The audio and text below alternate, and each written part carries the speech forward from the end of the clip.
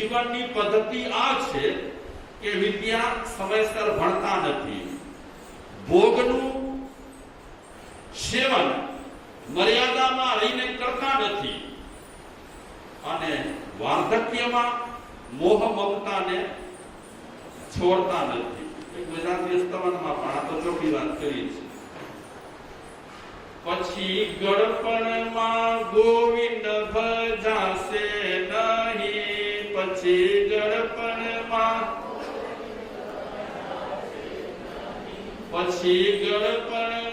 ગોવિંદ ભજાશે નહીં. શા માટે કીધું હશે એ ખબર નથી પડતી કે પછી ગળપણમાં ગોવિંદ ભજાશે નહીં. અને ખાસ કરીને ધર્મ ધ્યાન તો આપણે બુઢાપામાં જ કરતા હોઈએ છીએ. તો આપણે ખોટા છીએ, કઈ કેનારા ખોટા છે, બેમાંથી કોક તો ખોટો લાગે છે.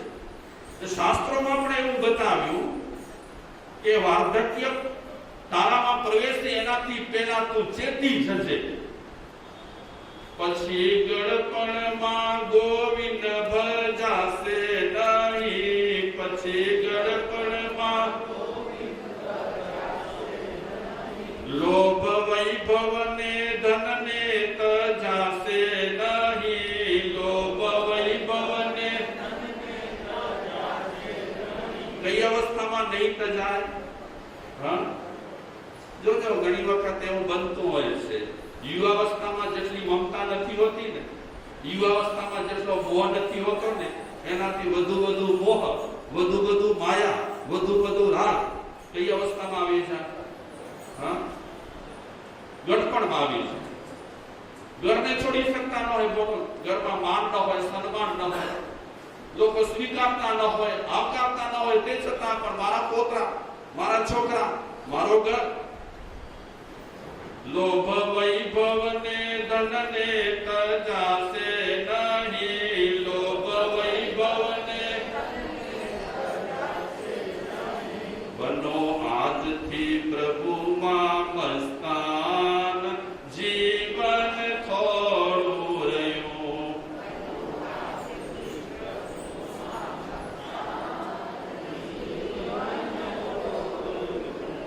એ રઘુકુળના રાજાઓના જીવન પવિત્ર હતા અને રાજાઓના જીવન પવિત્ર હોય તો પ્રજામાં એની અસર ચોક્કસ થાય. આપણે ત્યાં કહેવત છે, જેનો રાજા વેપારી એની પ્રજા ભિખારી. દેખાય છે બરાબર અત્યારે આપણે જોઈ રહ્યા છીએ. બધી બાજુ વ્યાપારીકરણ છે, બધી બાજુ. એવન હવે તો ધર્મ સંસ્થાઓમાં પણ વ્યાપારીકરણ આવી ગયું છે અને વ્યાપારીકરણ આવી જાય એટલે ખલાસ થઈ ગયું. એમાં પાવિત્ર્યતા ચાલી જાય, સદાચાર ચાલ્યા જાય, નીતિ નિયમ ચાલ્યા જાય, આચાર સંહિતા તૂટી જાય. તો અત્યારે આપણે જોઈએ છીએ રાજનેતાઓના જીવન. આપણે ટીકા બહુ નહીં કરીએ, કારણ કે આપ સૌ જાણી રહ્યા છો એ રાજનેતાઓના જીવન ચારિત્ર્યની દ્રષ્ટિએ, પવિત્રતાની દ્રષ્ટિએ, સદાચારની દ્રષ્ટિએ, નિષ્ઠાની દ્રષ્ટિએ સાવ કર્ણભૂષ થઈ ગયા છે. અને જેના મુખ્ય લોકો, જેના નેતાઓ, જે દેશના નેતાઓ આવારેલા હોય એની પ્રજા બિચારી ધર્મનિષ્ઠ, ચારિત્ર નિષ્ઠ, સદાચાર નિષ્ઠ ક્યાંથી હોઈ શકે? તો એ રઘુકુળની કવિ કાલિદાસે ખૂબ પ્રશંસા કરી છે, ભરપેટ પ્રશંસા કરી છે અને આખું એક મોટું કાવ્ય છે. રઘુવંશ એક મોટું કાવ્ય છે. એ મોટા કાવ્યમાં કવિ કાલિદાસે બહુ સરસ મજાની વાત કરી છે. પણ આ એક ચૂંટેલો શ્લોક આપણે હમણાં ચર્ચી રહ્યા છીએ. યોગે નાંતે તનુ તેજા. છેલ્લે શરીરનું વિસર્જન યોગથી કરતા હતા. હવે થોડું બદલાવી નાખીએ. રોગેણ અંતે તનો તેજા. હવે આપણે શરીરનું વિસર્જન કઈ રીતે કરીએ છીએ? કઈ રીતે રોગો સાથે એટલા રોગો આપણા શરીર પર ઘેરો ગારેલો હોય અને એ રોગોને કારણે આપણે એકદમ સબળતા હોઈએ, રીબાતા હોઈએ, એની વચ્ચેથી આપણને પ્રાણ છોડવા પડતા હોય છે. કારણ કે વ્યવસ્થા તૂટી જાય એટલે મરણ પણ ભયંકર બની જાય. ધર્મ નિષ્ઠા અને સદાચારી લોકોના મરણ સારા હોય છે, અસદાચારી લોકોના મરણ બહુ ખરાબ હોય છે. એટલે રઘુકુળના રાજાઓના મરણ પણ આવી રીતે થતા હતા, તો પ્રજા પણ એકદમ સરસ રીતે જીવન જીવતી હતી. હવે વાત કરીએ આપણે મહાભારત. આજે થોડાક આદર્શોની વાત કરીએ, પ્રાચીન આદર્શોની વાત કરીએ. કારણ કે આપણો જે વિષય ચાલે છે માર્ગાનુસારીના 5મા બોર્ડનો, એમાં પ્રસિદ્ધ દેશાચારની વાત આવી. દેશાચારમાં લોકાચાર પણ આવી જાય. આદર્શો હોય માણસની એક આચાર સંહિતા હોય, માણસના સદાચાર હોય. તો પ્રાચીન પદ્ધતિ કેવી હતી? કારણ કે આપણને જે પ્રેરણા મળશે એ વધારેમાં વધારે પ્રેરણા શેનાથી મળશે? આ પ્રાચીન પુરુષોના જીવનમાંથી આપણને પ્રેરણા મળશે કે કઈ રીતે જીવન જીવવું જોઈએ, જીવન જીવવા માટે કેવી પદ્ધતિ અપનાવવી જોઈએ, આદર્શ કેવા હોવા જોઈએ. તો રામ એક આદર્શ તરીકે શ્રેષ્ઠ વ્યક્તિ રહેલી છે. એક પત્ની વ્રત, માતા પિતા પ્રત્યે અનહદ પ્રેમ, એની સાથે સાથે આંખો એની એકદમ નિર્મળ, જીવન પણ એનું એકદમ પવિત્ર. એકાંત મળ્યું હોવા છતાં પણ, જંગલમાં સુપર્ણખા મળી હોવા છતાં પણ એ સુપર્ણખાનો સ્વીકાર કર્યો નહીં. કારણ કે એમને એક જ પત્નીમાં પૂરેપૂરો શું હતો? સંતોષ હતો. તો વાત કરીએ આપણે મહાભારતની. મહાભારતમાં એક આદર્શ પાત્ર રહેલો છે, જે આદર્શ પાત્ર આપણે સારી રીતે ઓળખી રહ્યા છીએ, અને એનું નામ છે ભીષ્મ પિતામહ. કઈ રીતે આદર્શ છે? એના પિતાજી શાંતનુ મહારાજા એક નાવિકની કન્યા પર મોહિત થયા. એ પહેલા ઘણી કન્યાઓ સાથે લગ્ન તો કર્યા જ હતા, તે છતાં પણ નાવિક કન્યાને જોઈ કરી અને શાંતનુ મહારાજાને એ નાવિક કન્યા બહુ ગમી ગઈ. એ રાજા ઘરે આવ્યા અને ઉદાસ લાગ્યા, બેચેન લાગ્યા. એટલે ગાંગેય, કોણ છે ગાંગેય? ગાંગેય એટલે ભીષ્મ પિતામહ.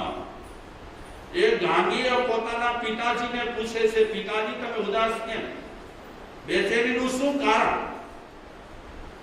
તો પિતાજીને શરમ આવી કે હું ક્યાં મારા દીકરાને વાત કરું કે મને બહુ જ એક નાવિક કન્યા ગમી છે.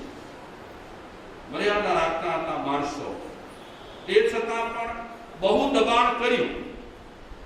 એટલે ગાંધી અને શાંતનુ મહારાજાએ નાવિક કન્યાની વાત કરી કે મને ગમી ગઈ છે, મારા મનમાં એ વસી ગઈ છે અને મારે એની સાથે લગ્ન કરવા છે, એને રાણી બનાવવી છે. ગાંગેય કહે છે, પિતાજી એટલા માટે બેચેની? તમારી જે ઈચ્છા છે એ પૂરી કરવા માટે હું પ્રયાસ કરું. કેટલી એ સંતાનની ઉદારતા હશે! નહીં તો એ પિતાજીને સંભળાવી શકતો હતો. શું સંભળાવી શકે? કે હવે પિતાજી છાના માના બેસો,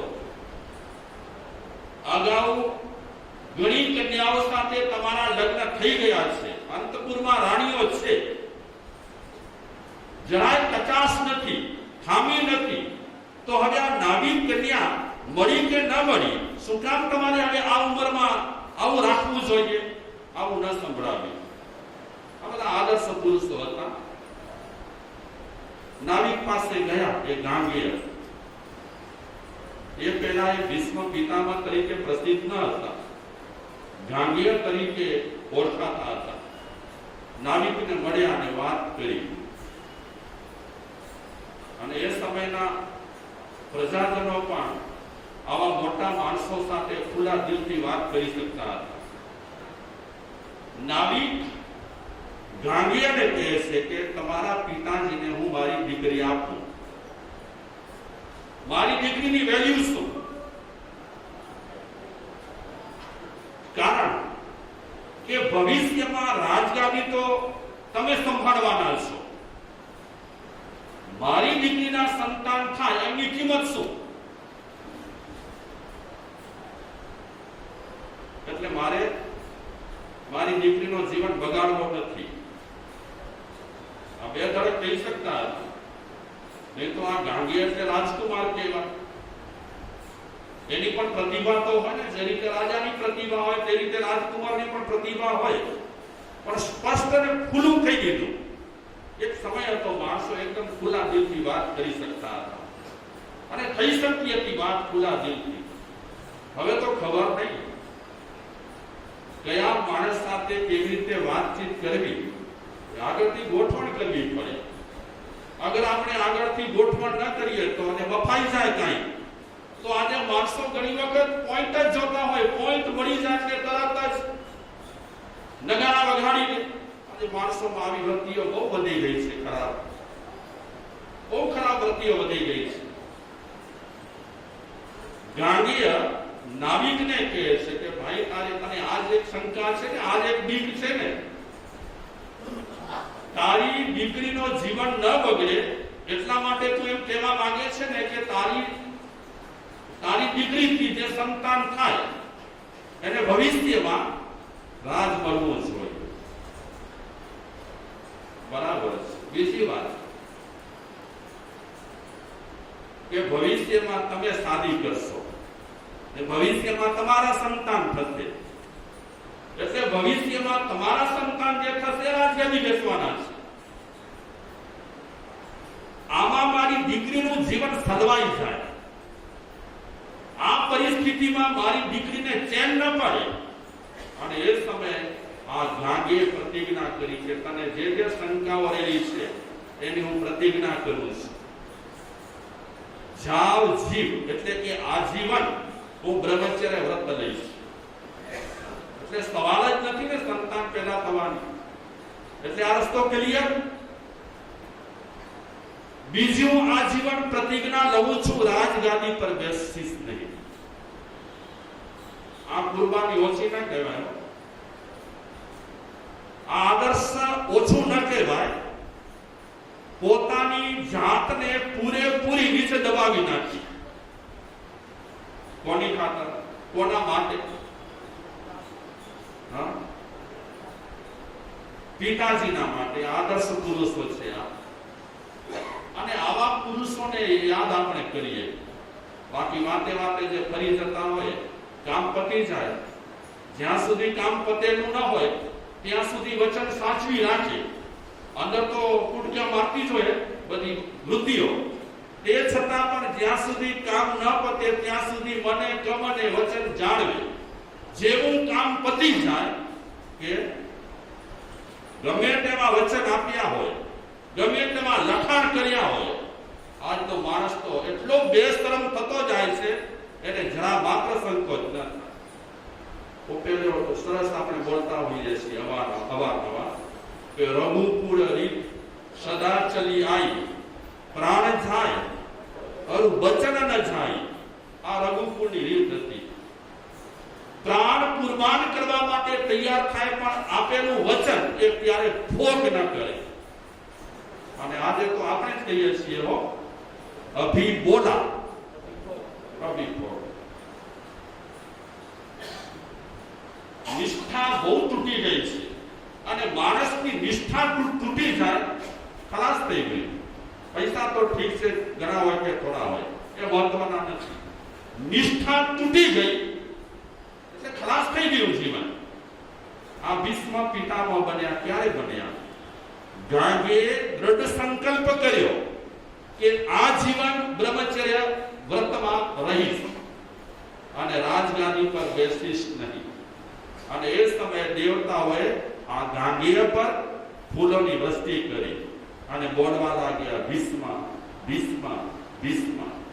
અને ત્યારથી એમનું નામ પ્રચલિત થયું ભીષ્મ. આ ગાંગેયમાંથી ભીષ્મ થયા. આ આદર્શ પુરુષો, સદાચારી પુરુષો, નિષ્ઠાવાન પુરુષો. એવી જ વાત કરી આપણે મહાભારતની. એક બાજુ કૌરવો હતા અને બીજી બાજુ પાંડવો હતા. આપ સૌને ખ્યાલ હશે કે અવારનવાર કૌરવો અટકચાળા કરતા હતા, અટકચાળાઈ કરતા હતા અને પાંડવોને કનડતા હતા. ક્યારેક ક્યારેક તો આ કૌરવોએ એવી ચેષ્ટા કરી કે ભીમને ઝેર આપવા જેવી પ્રક્રિયા કરી કે આને આપણે ઝેર આપી અને પતાવી નાખીએ. બીજી પણ કૌરવોએ ચેષ્ટાઓ ઘણી કરી. આ યુધિષ્ઠિરની માનતા આપણે વિચારીએ, આદર્શ કે આ દુર્યોધને એક વખત જંગલમાં ગડબડ કરી અને એ દુર્યોધન પકડાયો જંગલમાં. બહુ કનડતો હતો દુર્યોધન, દુર્યોધનના માણસો, 5 પાંડવોને. જ્યારે દુર્યોધન યુધિષ્ઠિર વગેરેને પછાડવા માટે કોશિશ કરી હતી ત્યારે એ જંગલમાં એક રાજાએ દુર્યોધનને પકડ્યો, પુષ્કરકાત બાંધ્યો. ત્યારે યુધિષ્ઠિર એ રાજા પાસે જઈ કરી અને વાત કરી કે તમે કોને બાંધ્યો છે? આ તો મારો ભાઈ છે, મુક્ત કરી દો. અને અવારનવાર યુધિષ્ઠિર કહેતા હતા કે અમે 5 પાંડવો નથી, અમે છીએ 105 ભાઈ.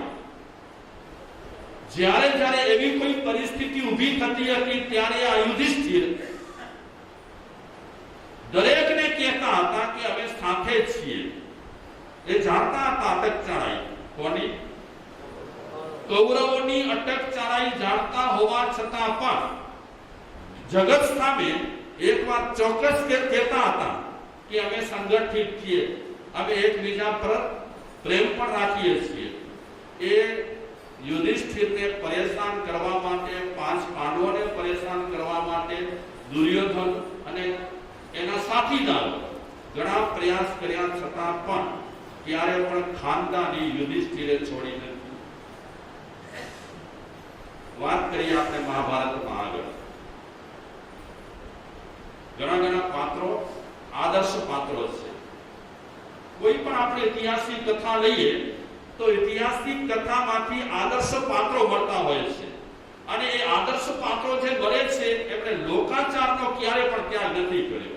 સમર્થ હતા, શક્તિશાળી હતા, તે છતાં પણ લોકાચાર અને દેશાચાર એમણે તિલાંજલિ નથી આપી. દ્રૌપદીની વાત કરીએ. એક વખતે દ્રૌપદીને સત્યભામાએ પૂછ્યું